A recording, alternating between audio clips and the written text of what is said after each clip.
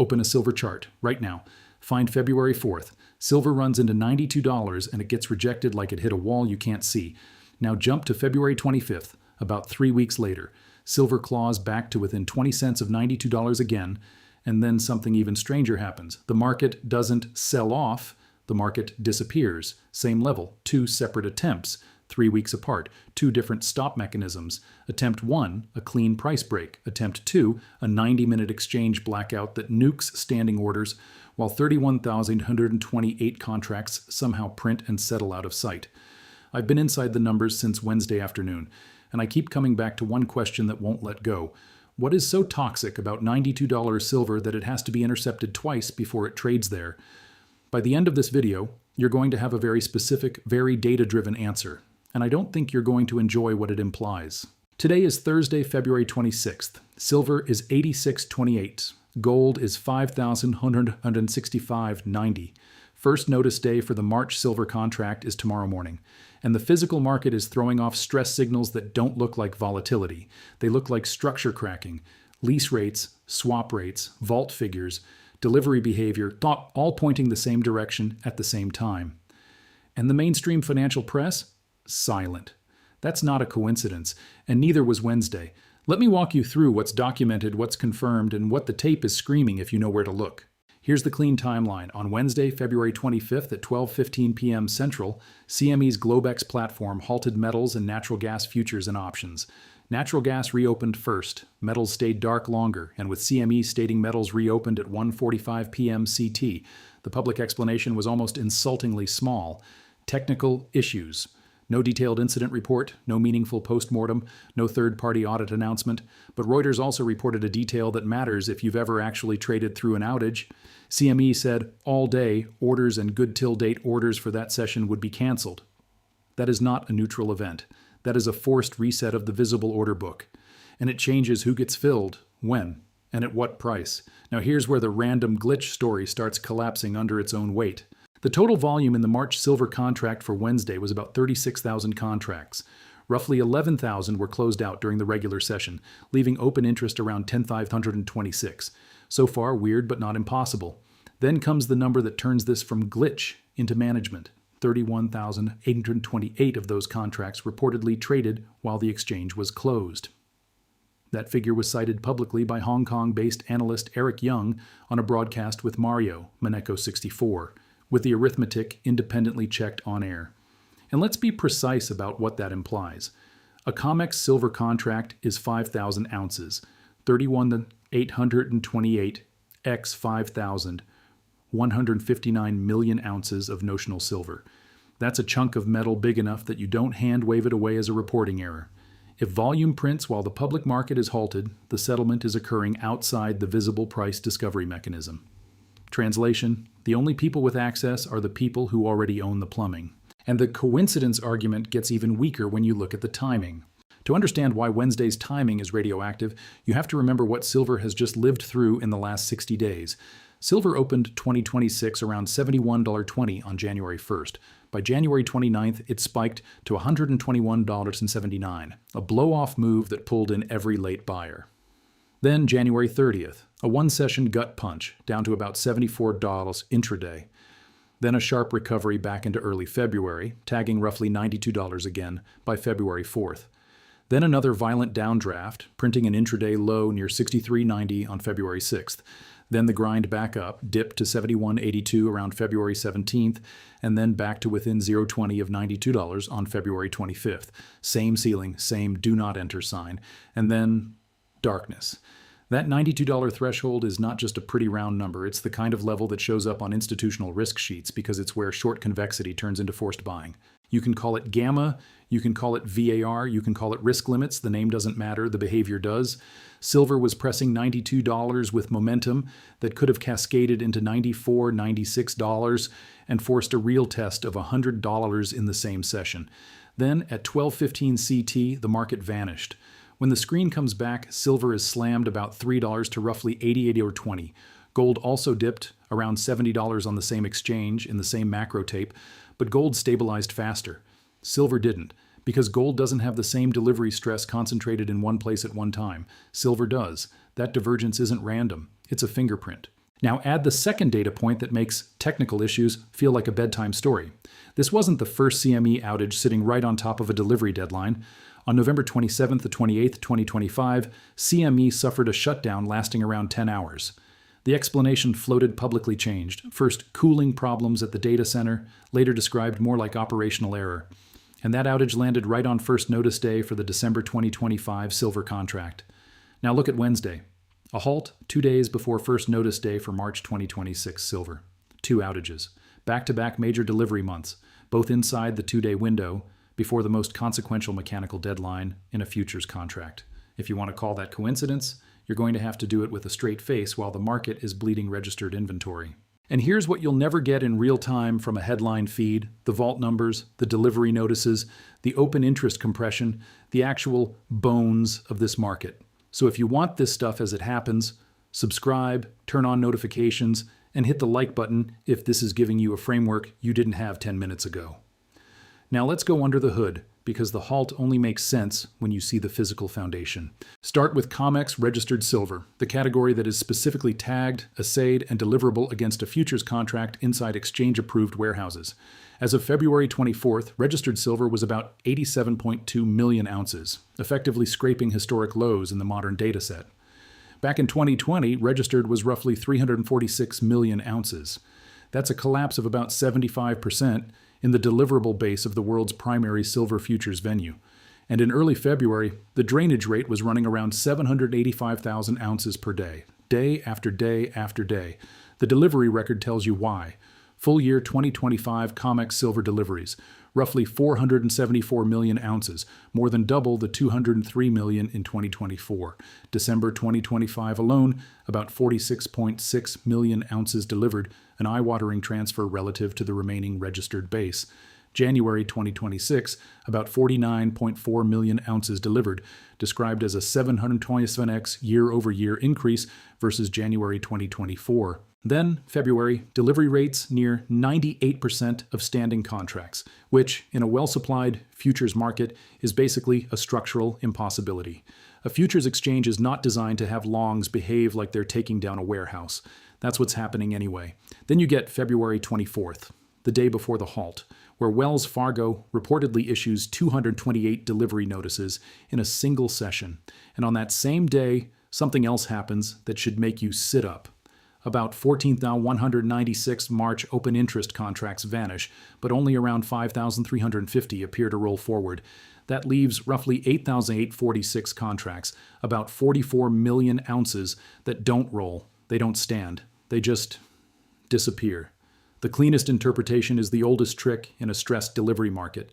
Pay the longs to take money instead of metal, cash premium. Exchange for physical style incentives. Anything to prevent a registered draw that exposes the shortage. Then the next afternoon, the market halts, and 31,128 contracts settle in the dark. You see the pattern? Now put the vault situation next to the forward contract structure that's already building. May 2026 open interest is already above 75,000 contracts, about 375 million ounces of notional demand, against roughly 86 to 87 million registered ounces. That's a paper-to-registered ratio around 4.4.1 before March has even finished exhaling. So whatever pressure relief people imagine Wednesday created, the forward curve is already reloading it, bigger. And here's the cleanest proof that paper and physical are no longer talking about the same price. When two markets quote the same commodity at materially different levels, one of them is doing price discovery, and one of them is doing optics. Shanghai silver is being described around $100 Oz. Large U.S. retail physical quotes are showing delivered metal around $12+ over spot in places, with SD bullion cited around 12.64 Oz above COMEX-style paper quotes in this window. Meanwhile, COMEX paper prints 87-ish. That $10-12 gap is not normal arbitrage. If it persists through algorithmic sell-offs, margin pressure, and exchange interventions, it's not a temporary mispricing. It's a structural separation. And you want a data-backed macro reason physical tightness keeps surviving? Here's one. The broader silver market has been living in repeated deficits. The Silver Institute, a metals focus, reported 2024 industrial demand at 680.5 MAs a record, and a 2024 structural market deficit of 148.9 MAs, with the combined deficit 2021-2024 totaling 678 MAs. That's the kind of multi-year draw that slowly drains above-ground buffers and then suddenly makes paper liquidity feel like a trapdoor. The script everyone is focusing on is China, and whether China is participating in COMEX price discovery or simply treating COMEX as a reference price for a metal it intends to absorb. Now, I'm going to be careful here. The competitor transcript makes strong specific claims about Chinese restrictions and the percentage of global refined flows affected. I cannot independently verify those exact percentages from the sources we're citing today, so treat those particular figures as reports indicate, not gospel. But the directional point remains. If the marginal buyer is industrial and strategic, not speculative, then the physical market clears at the price required, not the price desired. Solar demand remains a cornerstone of industrial usage, and AI-linked electronics demand has been explicitly cited as a tailwind for silver end uses. Source: so the paper price can get slammed, while physical continues to get quietly vacuumed. And the most brutally honest signals aren't on a candlestick chart. They're in the instruments that price access to physical metal. Lease rates, swap rates, that's where the scarcity truth serum lives. This is the section I want you locked in for, because it's where the market stops telling stories and starts charging admission. 1-month silver lease rates, the annualized cost to borrow physical silver to meet delivery obligations, are cited around 1.6%. And the baseline matters. 2023 average 1-month lease rate, about 0.04%. 2024, turning negative, averaging around 0.18%. Now, Slout's 1.6%, that's not seasonality. That's a regime flip, negative to materially positive, in a market that's supposed to have easy liquidity if the metal is plentiful. Then the swaps, silver swap rates cited around 2.8%. A negative swap rate is the market saying, I will pay you for metal today because I don't trust I can source it later at anything resembling today's terms. And here's the part most people miss. If this were simple arbitrage, the trade would be crowded. It isn't, because the missing variable is not capital. It's counterparty confidence. A swap is only as good as the physical availability when it comes time to return the metal. When the market starts doubting that, negative rates are what you get. Lease and swap markets are where real institutions price reality. These aren't memes. They're funding conditions, and there's a regulatory reason this can get worse at the exact wrong time. Basel III's NSFR framework applies an 85% required stable funding, RSF factor to gold, held on balance sheet under the current rules, increasing the cost to banks of carrying certain precious metals exposures.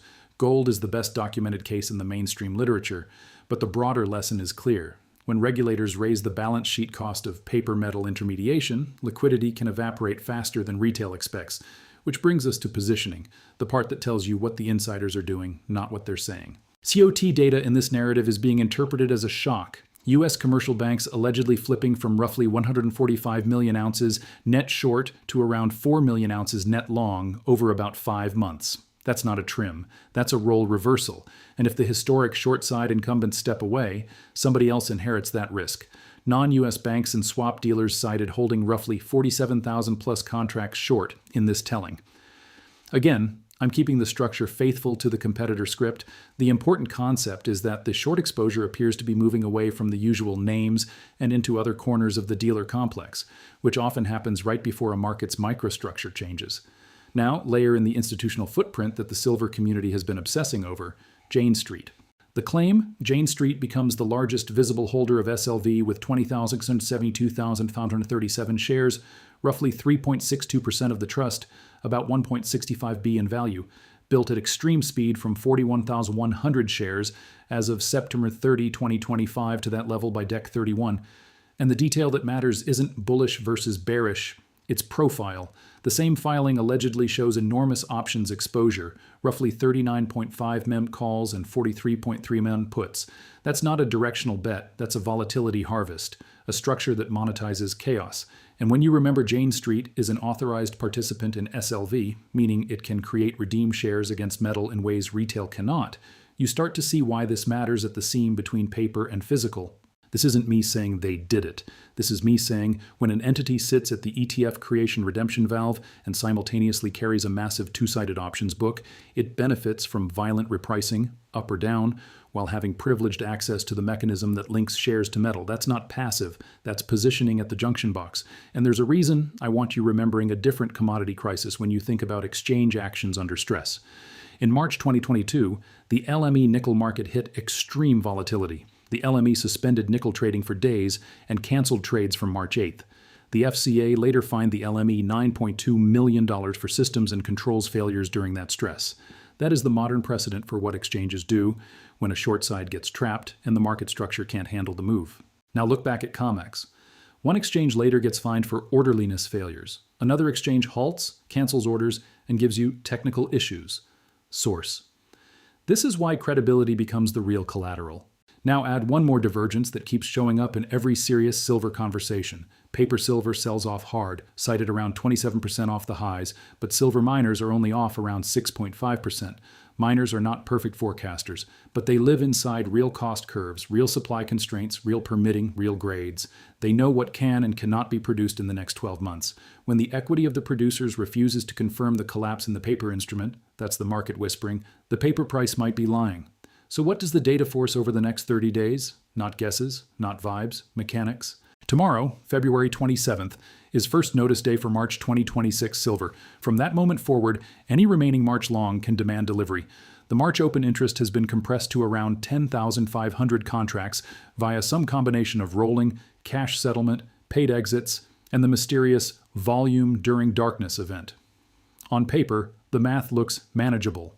About 86 million registered ounces versus about 52 million ounces of remaining notional demand. But that framing is exactly how you get surprised, because if even 60% of registered gets pulled in one delivery month in a market already draining daily, you're not approaching balance. You're approaching a threshold where the exchange must choose between pulling eligible metal into registered, the conversion lever, or paying people not to stand, the premium lever. Yes, eligible inventories exist.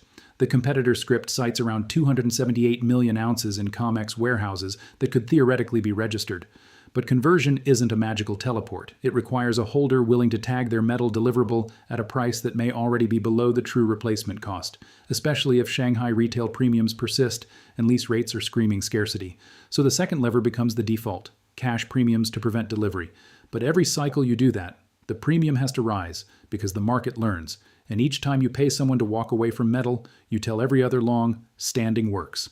That's how squeezes become self-reinforcing. And here is what makes this cycle more dangerous than prior cycles in the narrative, the forward structure. May is already stacked with 75,000 plus contracts, 375 million ounces, against a registered base that is not growing. Whatever gets kicked out of March doesn't vanish. It shows up later with more concentration. That's why the road ahead feels shorter than the road behind. And this is where confidence becomes the real asset. Because when traders abandon a futures market while lease rates spike, swaps invert, and physical premiums won't die, they're not rotating into clever shorts. They're exiting the paper system because they don't trust performance when the contract stops being theoretical. There's another dimension to the villain narrative that makes it more credible than pure speculation. We have documented cases where major institutions were punished for manipulative behavior in precious metals markets. The CFTC issued an order against JP Morgan and subsidiaries for spoofing and manipulative conduct spanning years, requiring a total of $920.2 million in monetary relief, restitution, disgorgement, and civil penalties, described as the largest monetary relief ever imposed by the CFTC. And the SEC described parallel actions where JP Morgan Securities admitted findings tied to manipulative trading strategies in treasuries, with the broader combined actions totaling more than $920 million across agencies. So when people say, banks would never, understand, regulators have already put names, dates, and dollar amounts on the record saying they did. That doesn't prove every anomaly is manipulation, but it destroys the idea that manipulation is impossible. Now set that behavioral precedent next to a stressed physical structure. That's the recipe. Zoom out to the supply-demand backdrop, because even if you completely ignore halts and dark prints, the physical world still runs the math. Global mine production is often cited around 830 million ounces per year. Industrial demand alone is in the high hundreds of millions of ounces, and the Silver Institute metals focus numbers show industrial demand at 685 MAs in 2024, a record, with the market running a 148.9 MAs deficit that year, and they highlight a combined 678 MAs deficit across 2021-2024, which is the kind of multi-year draw that eats buffers quietly until it doesn't feel quiet anymore. So yes, exchange interventions can buy time, but halts don't manufacture ounces. Order cancellations don't refine bars. Cash premiums don't create new supply.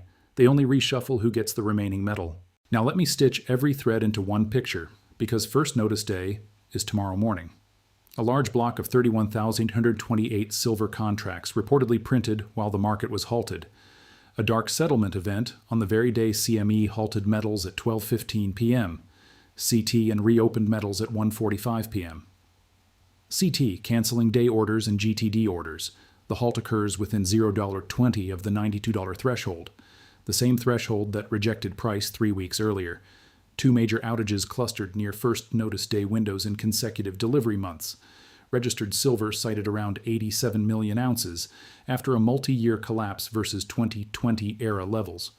Deliveries described as doubling in 2025, with extreme delivery behavior into early 2026, may open interest already carrying 375 million ounces notional against a registered base in the mid-80 millions, physical premiums persisting while paper prints lower. Lease rates and swap rates cited at levels that imply scarcity and counterparty fear. Institutional positioning signaling either capitulation or preparation, banks allegedly flipping, and a major ETF-authorized participant allegedly carrying a massive volatility structure. And we have modern, documented precedents for two things people want to deny: exchanges intervening under stress, nickel 2022, trades canceled, later FCA enforcement and fines. Major institutions engaging in manipulative tactics in metals, with regulators putting 920.2 mess on the record in one case alone. These are not disconnected fun facts. They're the same story spoken in different dialects. Lease rates, swap rates, vaults, deliveries, order cancellations, physical premiums.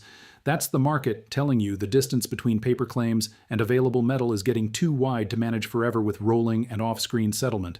Wednesday wasn't just a glitch. It was a peek behind the curtain, a 90-minute look at what the system does when the price approaches a level that threatens the short side right before delivery mechanics turn real.